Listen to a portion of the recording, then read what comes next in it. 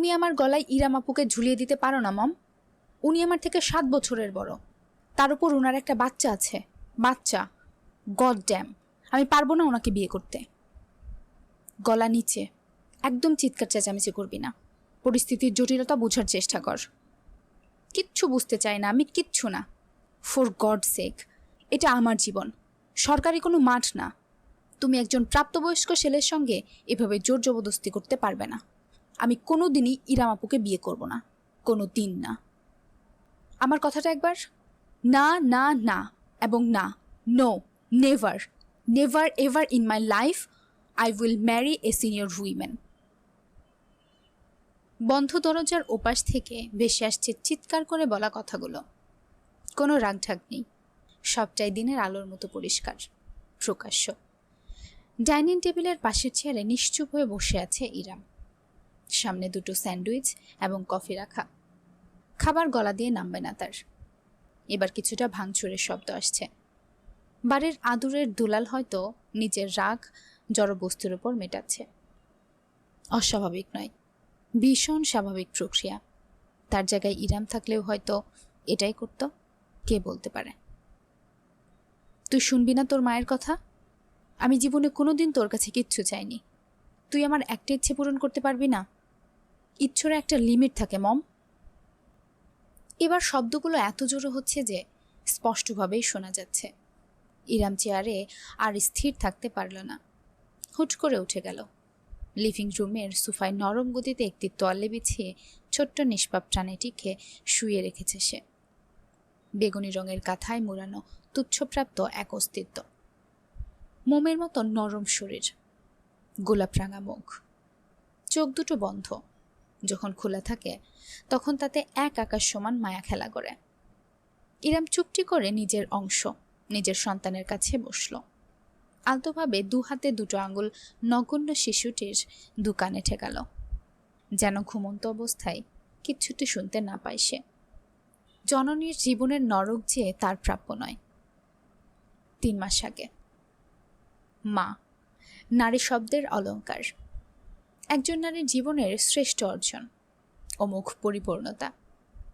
এতদিন এই শব্দটাকে শুধু পড়া হয়েছে, ডাকা হয়েছে, তবে কোনোদিন অনুভব করা হয়নি। আজ মাতৃত্বের প্রবল জোয়ারে ভেসে গিয়েছে ইরামের হৃদয়াঙ্গন। দুপুরের দিকে ডেলিভারি হয়েছে তার। এখন সন্ধ্যাবেলা। হাসপাতালের কেবিনেই শীতল বাতাস আরামদায়ক চাদরে মুড়িয়ে রেখেছে তাকে। প্রায় দীর্ঘ এক ঘুম পেরিয়ে জেগে উঠেছে সে। বর্তমানে একদৃষ্টে চেয়ে আছে বিছানার ঠিক পাশেই লাগোয়া বেসিনেটে রাখা নবজাতকের দিকে। চেয়েই আছে সে, চোখ ফেরাতে পারছে না। যতবার দেখছে ততবার তার বুকটা আবেগের স্রোতে পূর্ণ হচ্ছে। একটা সময় নিজেকে আর রুখতে পারল না ইরাম। 2 হাতে ভর দিয়ে উঠে দাঁড়িয়ে ধীরে ধীরে বেসিনেটের কাছে গেল। আশেপাশে কোনো নার্স নেই। ব্যাপারটা অদ্ভুত লাগলেও তেমন কিছু ভাবল না আপাতত। তার সকল চিন্তা জুড়ে রয়েছে ভূমিষ্ঠ হওয়া সন্তান। বেসিনেটের ভেতর থেকে ছোট্ট ছোট্ট হাত পা নাড়াচ্ছে নবজাতক। সাদা নরম তোয়ালে চড়ানো নাজুক শরীরখানা তার। টকটকে লাল দুটো কান এবং নাক, চোখের পাতা আধ খোলা। ত্বকের বর্ণটা লালচে, যেন দারুণ সুখে কিছু একটা নেচে উঠল ইরামের মাঝে। কাপা কাপা 2 হাত বাড়িয়ে অতি সাবধানে সে নবজাতককে তুলে নিল নিচের বুকে। তার ত্বকের উষ্ণতা পেয়েই বিড়ালের মতন মৃদু একটা শব্দ করে শিশুটি গুটিসুটি দিয়ে রইল।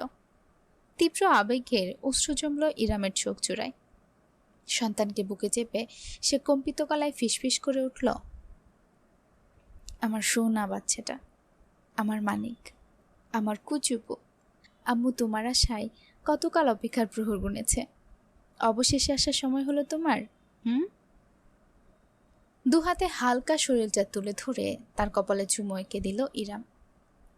তার চোখ বেয়ে এক ফোঁটা অশ্রু গড়িয়ে পড়ল নবজাতকের গাল বরাবর।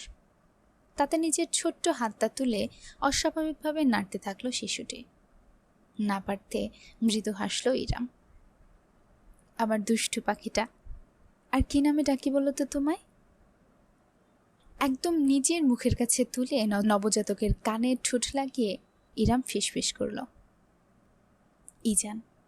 আমার ইজান শোনা, আমার লক্ষ্মী ছেলেটা। ইরাম হঠাৎ করে নিজের জায়গায় জমে গেল। গুঙানির শব্দ আসছে কেবিনের ভেতর। এতক্ষণ যাবৎ হয়তো শোনা যায়নি, কিংবা ছেলেকে নিয়ে ব্যস্ত থাকার দরুন ইরাম মনোযোগ দেয়নি। গুঙানির শব্দটা এবার তীব্রতর হয়েছে। ব্যথাত্তর কোনো ধবনি এটি নয়, বরং ভীষণ অন্তরঙ্গ, অশ্লীল ধরনের মেইলি গলার চিৎকার।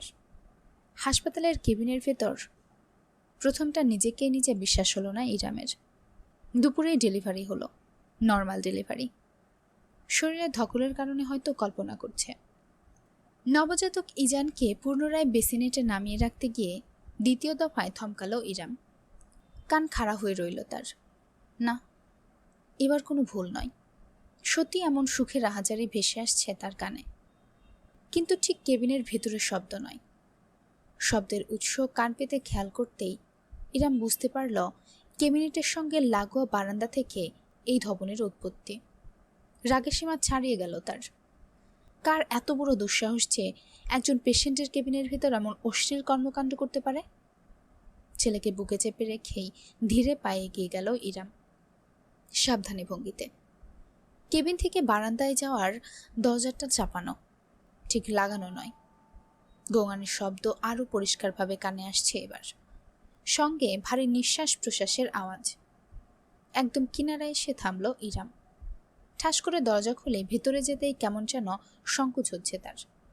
যদিও মূল সংকোচ বারান্দায় উপভোগে ব্যস্ত থাকা যুগলের করা উচিত। যে কোনো জায়গায় শুরু হয়ে যায় এরা। কোনো ওয়ার্ড বয় আর নার্সকে একসাথে দেখলে একটুও অবাক হবে না ইরাম। বুকে তার নিজের বাচ্চা, তাই এক মুহূর্ত দ্বিধা করলেও হৃদয়ের প্রবল এক সন্দেহ থেকে দরজাটা নিঃশব্দে হালকা ঠেলে ভেতরে উকি দিল সে। সন্ধ্যা হয়ে গিয়েছে। বারান্দায় রেলিংয়ের বদলে থাই গ্লাস দিয়ে বাঁধানো, তাই প্রথমটায় কিচ্ছু নজরে এলো না ইরামের। চোখ পিটপিট করে ভালো মতো তাকাতেই তার হৃদস্পন্দন ক্ষণিকের জন্য থমকে গেল। দৃষ্টি প্রসারিত হয়ে রইল ফুটবলের মতন।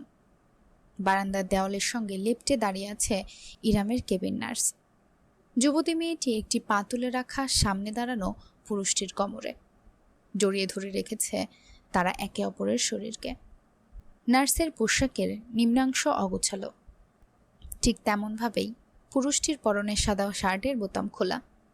ইরাম অবাক হলো না, সরেও গেল না, শুধুই স্থির দাঁড়িয়ে থাকল, নিষ্প্রাণ এক পুতুলের মতন। তার বুকে কুই করে উঠল ইজান, অথচ নব্যজননী সে শব্দটুকুও শুনতে পেল না।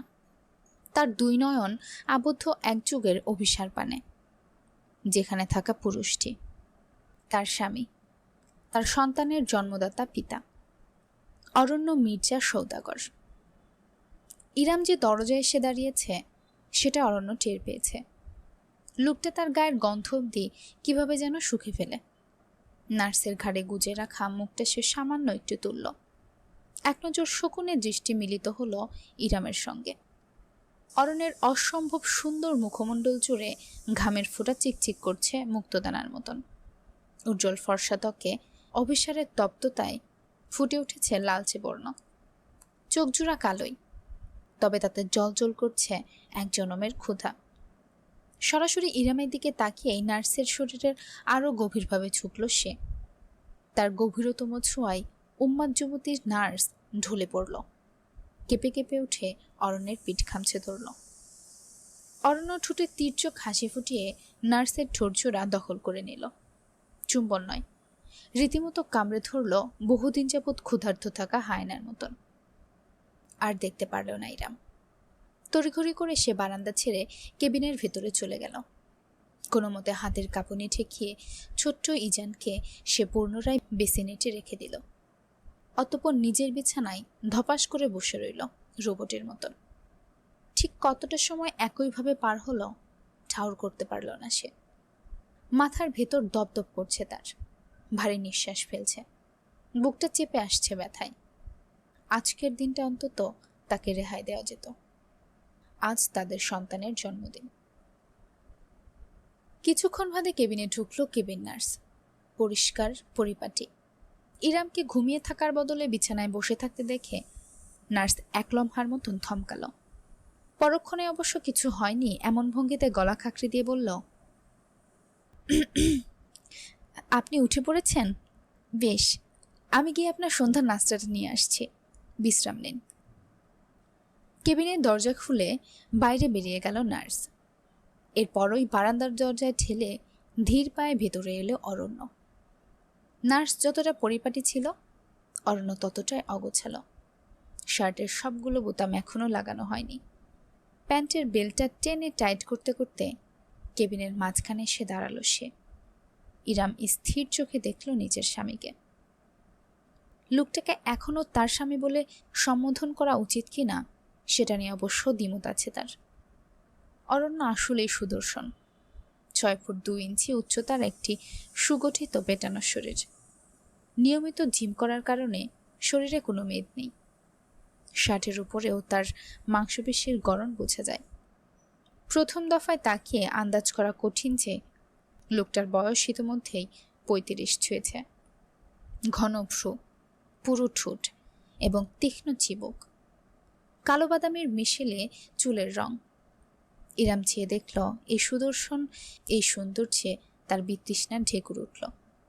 সৃষ্টিকর্তা কি নিপুণ হাতে এমন সৌন্দর্য তৈরি করেছেন, অথচ মনটা কি ক্ষুদর্য। এরকম সুন্দর আরও একটি মানুষকে চেনে ইরাম। অরণ্যের চোখ ধাঁধানো রূপ তাকে এই সৌন্দর্যকে ঘৃণা করতে শিখিয়েছে। অরণ্য নিজেকে পরিপাটি করে শীষ বাজাতে বাজাতে আশেপাশে তাকালো। বিছানায় বসে থাকা স্ত্রীর দিকে চেয়ে একগাল হাসল সে। ওয়েল, গুড ইভিনিং হানি। বেসিনেটের দিকে এগিয়ে গিয়ে ইজানকে এক হাতে কোলে তুলে ফেলল অরণ্য। যত্নের বালাই নেই। হাতের তালুর উপর শরীরটাকে এমনভাবে ধরল যেন নিজের সন্তানকে নয়, বরং মিলিটারির কোনো গিনিপিগকে পর্যবেক্ষণ করছে। ইজান পিতার হাতের শক্ত, রুক্ষ, অসচেতন স্পর্শে স্বাচ্ছন্দ্য বোধ করল না।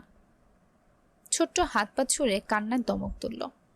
বাঁকা হাসি ফুটল অরণ্য মির্জা সৌদাগরের ঠোঁট জুড়ে, যেটার কোনায় এখনো একটা কামড়ের দাগ স্পষ্ট। অরণ্য নিজের উপর হাতটি বৃদ্ধাঙ্গুল আর তর্জনী মিলে ইজানের শরীরের সাইজ মাপতে লাগল। আরে বাস ইরাম, এই সাইজের জিনিস তোমার পেটে ফিট করলো কিভাবে? অ্যামেজিং! তুমি যে ছোট, তাতে আমার জিনিসটাই তো ফিট খায় না। ইরাম লাফিয়ে উঠল বিছানা ছেড়ে। এতক্ষণ যাবৎ সে শীতল থাকলেও ইজানের কান্না তার হৃদয় ছিন্ন বিচ্ছিন্ন করে ফেলেছে। ছুটে এসে সে অরণ্যের হাত থেকে ইরকে ছিনিয়ে নিজের বুকে চেপে ধরল। খেকিয়ে উঠল, খবরদার বলছি, আমার ছেলেকে ছুবেন না। অরণ্য এক মুহূর্তের জন্য জমে গেল। মাথা কাত করে বিস্ময় নিয়ে তাকালো। ইরামকে আজ অন্যরকম দেখাচ্ছে। এত কষ্টকর ডেলিভারির পর মেয়েরা মুষ্টে পড়ে, অথচ ইরামের হয়েছে ঠিক উল্টোটা। অজানা এক শক্তিতে টকবক করে ফুটছে সে। সদা নির্বিকার থাকা চোখ জোড়ায় আজ আগুন জ্বলছে, যেন কয়েক ঘন্টার ব্যবধানেই বিশাল পরিবর্তন হয়েছে তার মাঝে। বোকা অরণ্যের ধারণাও নেই আজকের আগে ইরাম ছিল শুধুমাত্র একজন নারী, আজ থেকে একজন মা। তাই অরণ্য ভাবল তার ইরাম তো আগে এমন ছিল না। দুহাত তুলে সমর্পণের ভঙ্গিত অরণ্য বলল, ও চিল চিল, প্রোডাক্ট তো আমারও। আমি না ছুঁয়ে দিলে কে দিবে শুনি? কেউ না, আমি বাদে কেউ না। শুনেছেন আপনি?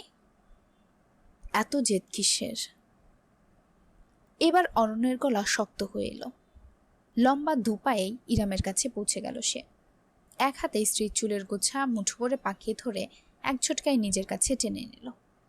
ব্যথায় দাঁতের দাঁত চেপে ফেলল ইরাম, তবু একটা টু শব্দও করল না। নিজের ছেলেকে বুকে আগলে রাখল, ঠিক যেমন করে সিংহে পাহারা দেয় নিজের শাবককে। অরণ্য ভ্রুকুচকে গম্ভীর কণ্ঠে শুধালো, একটু বেশি পাউরুটি দিয়ে ফেলেছি মনে হচ্ছে। কি ভেবে নিয়েছিস তোকে ছাড়া আমার চলবেই না? একটা বাচ্চা পয়দা করে দিয়েছিস, সো হোয়াট? আমি যদি চাইতাম আমার আন্ডারে বাচ্চাদের একটা ফুটবল টিম থাকতো, বুঝেছিস? তোকে একটু বেশি ভালোবাসি বউ বলে, সেটার এভাবে সুযোগ নিবি তুই বারবার ইরাম?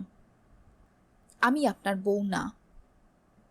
আজ ইরামের মাঝে ভয়ের লেশমাত্র নেই। স্তব্ধ হয়ে তাকে ছেড়ে দিয়ে এক পা দূরে সরে দাঁড়ালো অরণ্য। কোমরে দুহাত রেখে কিছুক্ষণ নিশ্চুপ চেয়ে রইল। পর মুহূর্তে আচমকা খিলখিল করে হেসে উঠল। Are you serious right now honey? তোকে 3 কবুল বলে বিয়ে করেছি, তোর বুকে আমার ছেলে, আর তুই বলছিস তুই আমার বউ না? ডেলিভারির পর তোর মস্তিষ্ক ঢিলে হয়ে গেছে নাকি? ডাক্তারদের বিরুদ্ধে তো মামলা দিতে হবে আমার।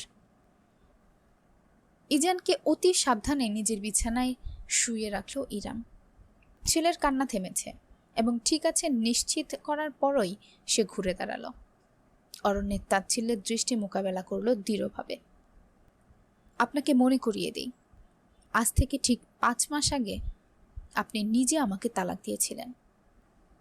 অরণ্যের চেহারা থেকে খানিকক্ষণের জন্য বিনোদনের ভাবটুকু উবে গেল, তবে নিজের আত্মবিশ্বাসী ভঙ্গিমা একটুও ছাড়ল না সে। ইরামের দিকে এগিয়ে এসে দুহাত রাখল রমণের কাঁধে। অদ্ভুতভাবে সুর পাল্টে আদুরে গলায় বলল, ও কাম অন ডার্লিং, তুমি ওটা এখনো ধরে বসে আছো? ওটা তো আমি মন খারাপ করে বলেছিলাম। তুমি জানো না তোমাকে কতটা আদর করি আমি?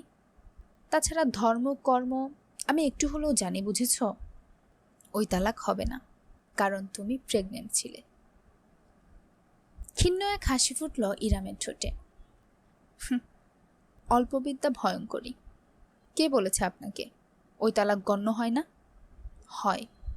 বাচ্চার জন্ম দেওয়া অবধি আমার ইদ্যৎকাল চলেছে, আমার ইদ্যৎকাল শেষ।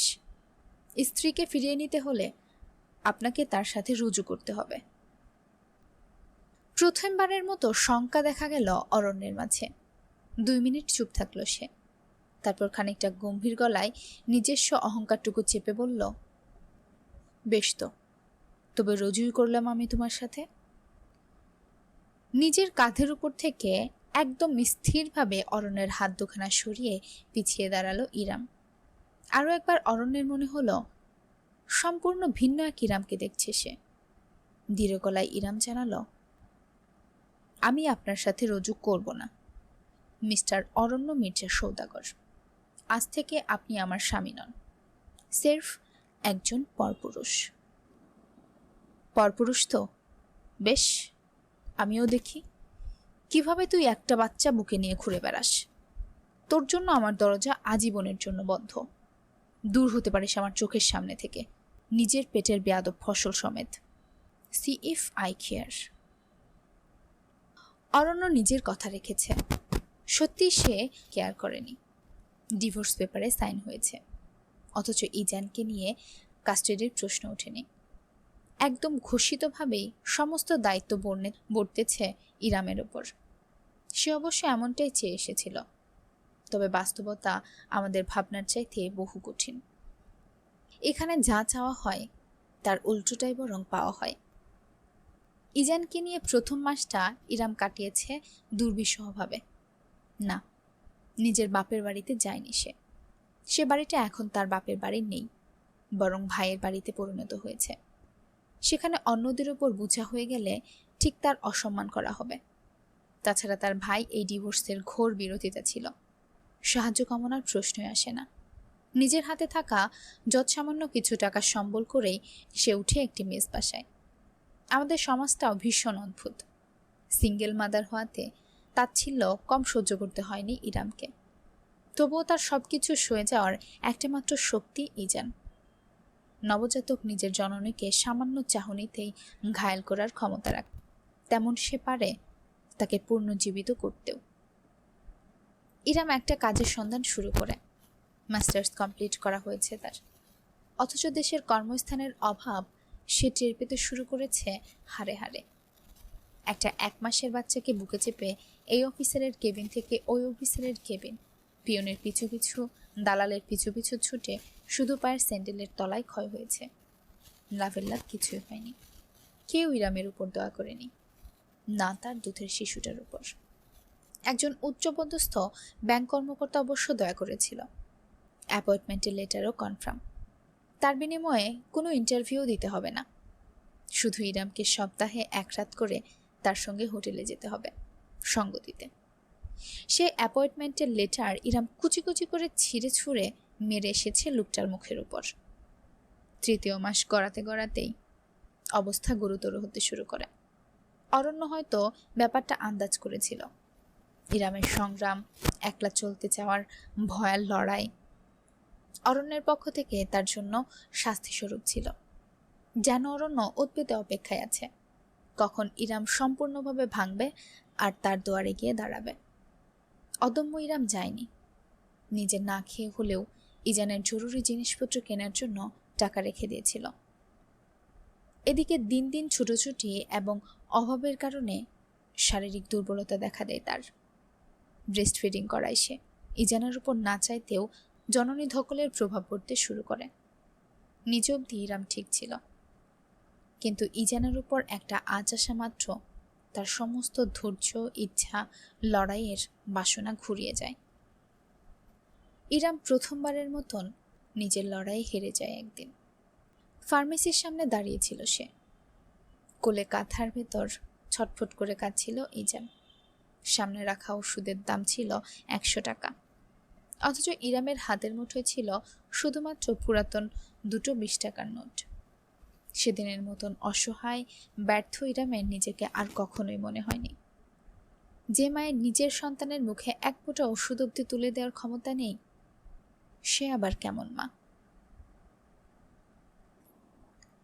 হ্যালো এভরিওয়ান, শুনছিলেন জাবিন ফুরকানের লেখা আমার আলাদিন, আর গল্প পাঠে ছিলাম বরাবরের মতোই আমি তাসরোজ মিম।